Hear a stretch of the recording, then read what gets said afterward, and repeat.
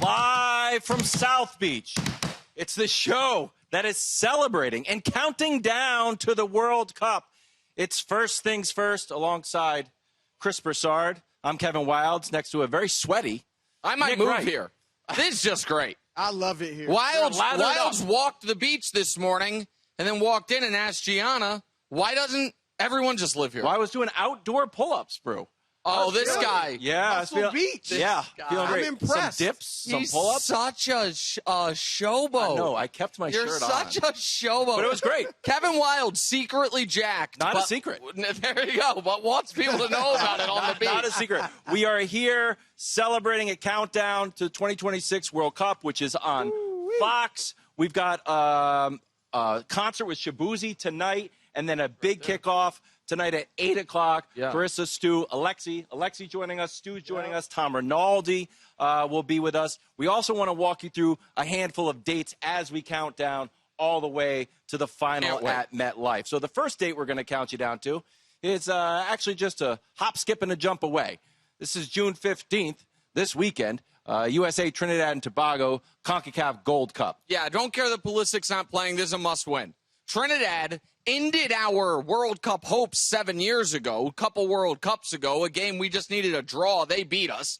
I understand it's not a lot of the same players. Still revenge game. The U.S. has lost 4 in a row. Got to win it. Revenge or not, we need a W. Yeah, damn straight. We have to get the momentum going. Absolutely. We lost 4 straight. Absolutely. Then after that, of course, the Gold Cup final. Brew, we've had success in this. This is July 6th, again, 7 o'clock on Fox. Yeah, look, 6 of the last 12 Gold Cups we have won. And then the three of those we didn't. We finished runner-up. So we're expected to have a great Gold Cup. That's why it's been so disappointing so far. But this is a chance against Trinidad and Tobago to really right the ship and go into this thing with some momentum. Okay, then we take a little break, July, August, NFL season. Yeah. We're going to fast forward all the way to December. The World Cup draw, it's going to be the largest field ever, 48 teams. There'll be some European teams that aren't quite solidified yet, so it's going to be 42 that we know of. But this is a huge day for everybody. Well, yeah. I mean, there's always at least one. Sometimes there's even 2 groups of death. You don't want to be in that. No. What you want is to have one of the teams that's like an underdog story, they're in your group. Yes. However, because of the bigger field now, it's no longer just top 2 teams from each group. Some third-place teams will still advance to the round of 32 because 32 teams now make it to the knockout phase. That being said, Brew, I do not want to be in the group of death. No. Hey, what group No. are you in? The group of death. We want the group of life. Yes. That's right. We want the group of life. that's No right. question Much about easier. it. Yeah. Then, of course, we're going to fast forward. Games kicking off June 11th, match day 1. There's 2 games that day. There's games every day. We've got 11 U.S. cities, 3 Mexico cities, or Mexican cities. Yeah. Mexico City is one of them. Then Toronto and Vancouver. And your hometown, Beautiful Kansas City. cities. I got to say, if I may, these are some of the biggest and most important from like a commerce and population perspective cities in North America. Absolutely. Plus Kansas City, which earned its spot based purely on being arguably certainly the most of the Midwest soccer diehard city in the country. That's awesome. And we get a quarterfinals match in Kansas City. That's dope, and it's going to be unbelievable. Just the magnitude of this is kind of like a silly aside. But remember when we went for the parade, the airport was under construction specifically for that was the World Cup was one of the impetuses. One of the pushes, of for sure. a major infrastructure. Brew, shockingly, out of all these cities, none of your hometowns. Wow. That is shocking. Really? 16, you'd have figured I That's had a a good chance. statistical almost impossibility. Totally. Wow. It's like when you have I was all in these L.A. people, for a good hot minute. Two And birthdays, New Jersey is actually on there, Wiles. Yeah. What are you talking Oh, yeah, about? It's that not a counts. I'm sorry. hometown. That's actually where I live Yeah, now. but it's not one of your that is hometowns. a good segue to July 19th is the World Cup final at MetLife. Of course, last year in Qatar, Argentina won the last U.S. World Cup final at the Rose Bowl, Brazil over Italy in a famous match. Yeah, can't wait. And MetLife going to have the real grass.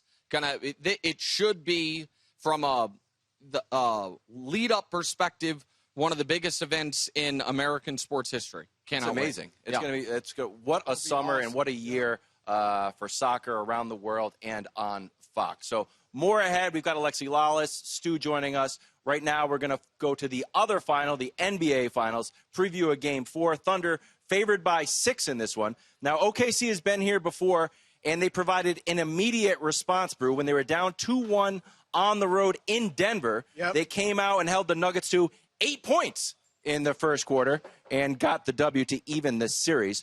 Okay, Brew, do you expect OKC to bounce back? Well, this is where we find out how much they've learned throughout this postseason. And I talked about it all year. I felt they were too young to win the championship.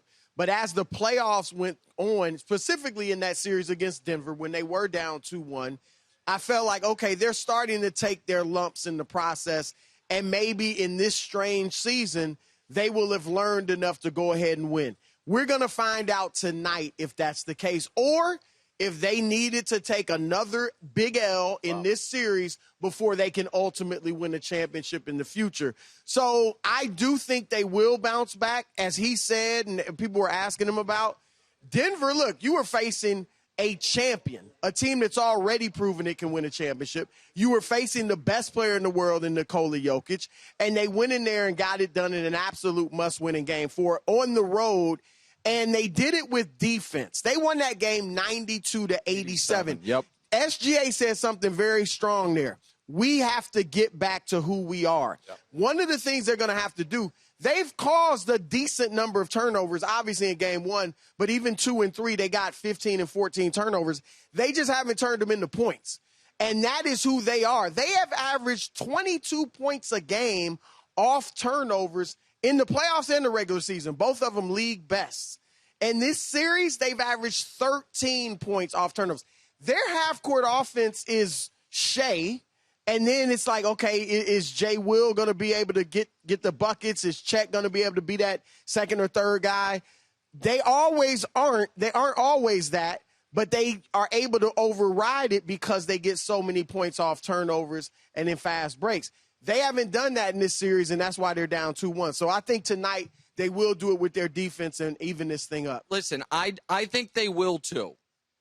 With that said, I've been wrong about almost everything this postseason. And the only thing that theoretically I could be right about is Oklahoma City winning it all, which after round 1, that's what I said. And I didn't think anybody could hang with OKC. Now, Denver obviously hung with them, and Indy is hanging with them. But they have to win tonight. And SGA has to be great. And here is the if I were an Oklahoma City fan, man, I don't know how much I would have slept the last couple days, especially if I'm a longtime Oklahoma City fan, because there is one kind of optimistic, pessimistic path, which is, all right, maybe we don't win this year, but we learn, we get the experience, and we come back. Man, 13 years ago, this franchise with a super young MVP-led awesome big three was up 1-0 in the NBA Finals. And in Game 2, they were down 2 with 10 seconds left and lost. And then in Game 3, they were down 1 with 90 seconds left and lost. And then in Game 4, they were tied with 3 minutes left and lost. And they did not win another Finals game as a franchise until a few days ago. So the idea that these opportunities are just going to be there for them, hey, we don't know that. Absolutely. We do know that right now, Chet, Shea, and J-Dub combine for about $58 million, and starting next year, they might combine for about $170 million. We also know, I shouldn't say no, but I feel like they are likely, if they could make 4 more finals as a group, they won't be as big of a favorite going into one as they were against this Pacers team. Now, maybe that was disrespecting the Pacers, but this is a golden opportunity. And if they lose tonight, to me, it's over. I think they are better than Indiana over a large enough sample. We'll see if they get the large enough sample. I expect them to win, and I expect Shea to be great. But if not, this is an all-time blown opportunity. Quickly, Brew, OKC, after a loss this postseason, they are 5-0. They are win games by about 20 points. SGA's averaging 34 points. So you're expecting a big SGA game specifically. I am. He's stepped up in the past when their backs are against the wall, so I expect them to play well, figure out what the problem was. And I would just say this quickly to Nick. If they lose tonight, this isn't a blown opportunity. Indiana was much better than we thought. That's what it is. If they lose this, I'm not going to say, oh, they blew it. I'm going to say, you know what? Indiana was actually the better team, assuming they're going in to win the series. Why not? Because Indiana has had the second best record in the league since January. I understand that, but it still, to me, would be that you had home court. You were – now, Indiana is, too, exceptionally healthy. That's the other piece of this that, because when you look back at the previous iteration of the Thunder that I referenced. Injuries really hurt them, like there was a year Russ got hurt, a year KD missed. They didn't have Harden. They traded away. Ibaka gets hurt. All that. But you had it all in front of you. And you're right that if the Pacers win, the fair thing to say is the Pacers are better. What's also true is through the first 2 games, Oklahoma City dominated the Pacers and was tied because they couldn't execute at the end of game 1. And then at the end of game 3, they have a lead in the 4th. They don't execute. It would also just be personally devastating for you, bro, that I became the Pacers guy. That is true. Well, you don't act like the Pacers guy. Well, neither do you, buddy. Being from there. Nobody's buying it. Not really working. All right, I'm going to say it with my chest. Joining us now is the voice of Fox Soccer and, as an added bonus, the star of the New York Times crossword puzzle. I mean, can we just talk about that? No, we're going to talk soccer, but that's awesome. the first thing. There's 1,000 things to talk to Stu Holden about. He comes into the green room, and Nick's like, how about that crossword puzzle? Well, it's one of the dopest things ever. Too. I mean, Stu, it's the Sunday crossword. It was, look, I had the fortune of playing in a World Cup and an Olympics. It is the thing that my family and my wife have cared more about than anything else in the history that I accomplished. Is that I was 30 down in the crossword. And then in the Sunday one, I was like, what happened? Yeah. I mean, just to be clear, literally thousands of people have played in a World Cup or played in the Olympics. How many people have been in the Sunday crossword? I mean, I don't know. It's a prime spot. I didn't know it was it was a key. Some people. Wait, Nick, hold on. Did you get this one right at least? Of course I got it right. Okay, good. All right. I mean, that's my result. Some people finished it by typing in STU. Wow. It's an all-timer. Great. I'm honored. Honest to God, I'm honored. Honestly, I'm so jacked up how excited you were about that. I was so excited. I'd be happy to talk about that. We can go talk about the Pacers as well. What do we got? Wow. Stu, big picture. You've called a few World Cups. What is this one going to mean in your home country? I have goosebumps thinking about it, guys. I was at SoFi Stadium a couple months ago for a game, and I was standing there. The stadium was sold out, and I was picturing what that is going to be like next summer, American crowd everywhere in the U.S. kicking off a home World Cup. This is going to be I heard Alexi with you guys the other day. This is going to be the biggest sporting event the planet has ever seen. But to have it here in our backyard in the United States, I'm excited for myself, selfishly. I'm excited for us, but also for my kids to be able to go to these games. 3 different countries, 48 teams, 104 matches. It's going to consume everything over those 3 countries next summer. It's going to be a tidal wave of soccer, and we're going to hit you in the face with it constantly. All right, let's kind of go small picture to the game Sunday. We do don't take this wrong way, Wilds. Something kind of silly on this show, must win. They're not really must wins, but they could be must wins. Emotional must wins. I look at Sunday as a literal must-win for U.S. soccer because they're the better side, because they're on a 4-game losing streak, because they need some level of positive momentum after what's been a really rough couple of months. Do you agree with me? I absolutely agree with you. I think that's the hard thing in sports sometimes, right? We try to quantify the stakes of any given game at any given moment.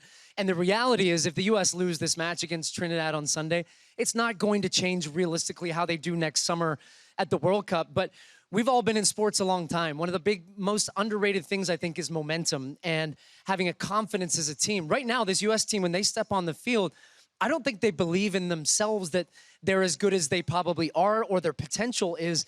It's also part of the conversation why I'm frustrated that Christian Pulisic is not a part of this team, because you want your leaders, your stars, setting the tone, setting the momentum. We're playing against a Trinidad and Tobago team that we beat consistently, although one high-profile loss I'm not going to talk about. If we lose on Sunday, it would be catastrophic in terms of how this team is feeling. And Pochettino is this big, high-profile coach For him to lose 5 games in a row at the head of the U.S. would just be absolutely insane. So I hope the players feel that pressure, and I hope they turn up on Sunday and they give us something to start getting excited about this team. Well, you mentioned Pulisic not playing, and obviously that, and then the other 9 or 10 other players that aren't playing is the huge storyline. He's gotten a lot of criticism. He's pushed back on it, said it's way out of line. Where do you stand on? Do you feel the criticism is warranted? Some of it, of course. Look, I would want Christian Pulisic on that field anytime. He's our best player. He's the undoubted star of this team. And I empathize with him on the side of how many games these guys are playing now across all sports and the amount of minutes, the amount of toll it takes on your body. I can't relate to that. When I played the game, it was very different to that. There weren't as many competitions. And he's playing at one of the biggest, most high-profile clubs in all of Europe and making a lot of money for doing that. But outside of that, I think we've shifted away, at least here in the United States. And I think it's a big difference between how we value the national team versus other countries, where it's truly life or death in moments. These guys grew up from the very beginning wanting to represent your country. The biggest thing that you can accomplish as a soccer player is playing in a World Cup. And you don't just get turned up for the World Cup. You have to play in the games as a part of that before that. So it's not that I don't think Pulisic cares. I just don't think it's a priority in the same way that it should be for us to be successful at the highest level. You played, through injuries. It's legendary, the injuries you played through, a torn ACL. 4 torn ACLs, if we're counting. Yeah, so where do you stand on this? Because you could look at it both ways. You could look at it, this is so important that you got to play hurt. Or I understand, taking the rest and making sure your body's healthy going forward for your career. And I can really only speak for myself personally in this matter. And I played through, I was not 100% heading into the Gold Cup in 2013. And it would have so hard for me to say, you're not quite ready for this moment. You need to rest your body. Now, in hindsight, that would have been the better move. I played through that tournament, tore my ACL in the Gold Cup final. Injuries are unpredictable. You can't manage. You can't always predict what the amount of load and work rate is going through your body. I know you guys are having this a lot in the NBA right now with load management, and the stars get criticism. We all want to see the stars playing. So maybe Pulisic makes the right move. There's also the same risk that he sits out this summer, goes back to AC Milan. 2 months in, he pulls his hamstring and misses 6 weeks. I didn't think about that. And then everybody's going to be like, wow, he took time off. The thing I've noticed about the stars at the biggest level in our sport, Messi, Ronaldo, these guys play so consistently game after game after game. And it's almost as if they stop playing, that's when their body starts to have injuries because they're so conditioned to play at a high level. So I think it's a very fine balance of wanting to have rest and also not taking too much rest to then where you can't get back to that super high level of sport. So glass half full on Pulisic, right? He's got another year at AC Milan. And we pulled this graphic, Dusty, if you can throw that up, on how good he has gotten, right? It's like, felt like his story was like, oh, Hershey, Pennsylvania, he's going to be great. Goes over to Chelsea, kind of up and down. All of a sudden at AC Milan, he's out here crushing. This is the list of guys with 15 goals and 10 assists in each of the last 2 seasons, some of the best players in the world. If this is largely, let's say, again, glass half full, more of a PR issue than a actual on-the-field issue, how good is Pulisic going to be in this World Cup? He's a stud. The kid is, look at the company right there. These are some of the best players in global football. Mohamed Salah, Florian Wirtz, Harry Kane, Cole Palmer. These are household name type of players. So to see what an American is doing on that stage as a former American national team member, it makes me proud. I'm so glad that he's a part of our national team. The problem is he needs a supporting cast. And we have, I would say, 7 or 8 high-level players. But after that, there's a pretty big drop-off from our top-level talent to then those next guys. So for us to, look, against lower-level opposition, and if Pulisic was playing against Trinidad and Tobago on Sunday, I wouldn't put it past him to score a hat-trick against that team. Awesome. But what we're trying to set the new standard of soccer in this country is we're trying to measure ourselves against the world elite. And that is Germany, Spain, France, Argentina. There's only 8 nations ever that have won the World Cup. And we're trying to be that 9th team. I think we're still quite a ways off that. You can't just have one Pulisic. You need 10, 11 Pulisics. And that's what France, Argentina, and Spain, those countries have it at that level. But we need to cherish him. And so that's what I think the other side of the argument is, well, we got to get this guy rest. We can't have him hurt because we need him so badly next year. All right, I want to talk about some of those other teams because I was glued to the Nations League final. It was unbelievable. It was awesome. Semifinals Awesome, yeah. and finals. I also was, I had bet Spain. I thought Spain was going to win. And then There's Portugal and Cristiano Ronaldo. To me, it was shocking, even if the betting line didn't say as much. So I want to talk about both those teams. First of all, Cristiano Ronaldo's going to be 41 or is 41? 40, yeah. Yeah, right he's 40, now. going to be 41 at the World Cup. Some people argue he's the greatest soccer player ever. Some people say, okay, but you've never won a World Cup and haven't actually come particularly close. If somehow Portugal goes on a miraculous run, first of all, are you giving him a shot to do it? And second of all, what would it do as the capstone of his career? Oh, my gosh. Can we have a Jordan and LeBron conversation right now, too? I mean, it's the same type of thing, other than the fact that these two are playing in the same generation and at the same time. Ronaldo, I was at that game. I was calling the game and actually ended up eating crow here because about 60 minutes, he turned the ball over 5 times. He looked a step off the pace. He looked every day of 40 years old. And then the ball popped out to him in the box, and you just saw, and he scores the goal that ties the game, and then Portugal end up winning. Great players just have a way of finding and rising to that moment, even when they're having such a bad game. And the dilemma constantly for Portugal is, do we need to start him? Does he need to play every minute? I'm very curious as well to see what Messi's role is next year at the World Cup, because he started to have some more injuries. He's slowed down. 2022, he played every minute of almost every game and took his team to the title. But as we know, it might not be fair, and the athletes might not think it's fair, but at the end of people's careers, we judge it on the titles they've won and what they've been able to achieve. I think it's fair. And for me, I think Messi is the greatest player of all time, and he had that crowning moment. He won the World Cup for his country. And so I think for Ronaldo to be considered the greatest player of all time, he has to win a World Cup. And if he does that at 40, then it pushes him ahead of Messi. And then I want to go to the other side of the game, which is Spain, which is inarguably one of the 3 most talented teams in the world, arguably the most talented, and they have a phenom in Yamal, who 17 Ridiculous. Trying to, in a year match Pele as a teenager, leading his team to a World Cup victory, which seemed incomprehensible before Pele and has been incomprehensible since then. Can Yamal become international icon the way Messi and Ronaldo have through a dominant World Cup performance? Yeah, I mean, it's going to certainly put him in that conversation. I always say this about Yamal, and we got to see him again in person and scoring some of these wonderful goals. The kid is 17 years old. He just signed a new contract at Barcelona. The release clause, just to be able, if you wanted to talk to him, to maybe sign him, $1 billion. By the time his contract is done that he just signed, he would be 22 years old with a chance to go to another team. It's absolutely insane, the pressures and expectations of a kid that is 17 years old and how talented he is.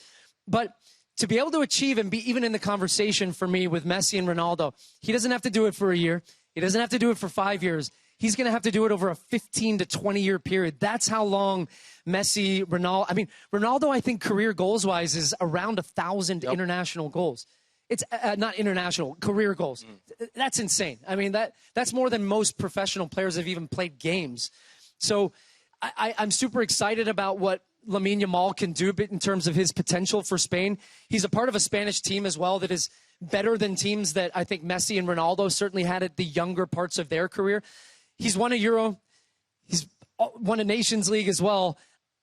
Spain are going to be one of the top 2 or 3 favorites for the World Cup next year from a betting perspective. I like that team to win the World Cup. So I know it's way too early, but do you have can you give us a prediction as to who's going to win this thing? Well, that's the thing about soccer. There's so many countries and we're going to have the biggest World Cup field ever of 48 teams, but yet there's only ever been 8 teams that have won a World Cup, and it's going to be those teams that are the favorites again.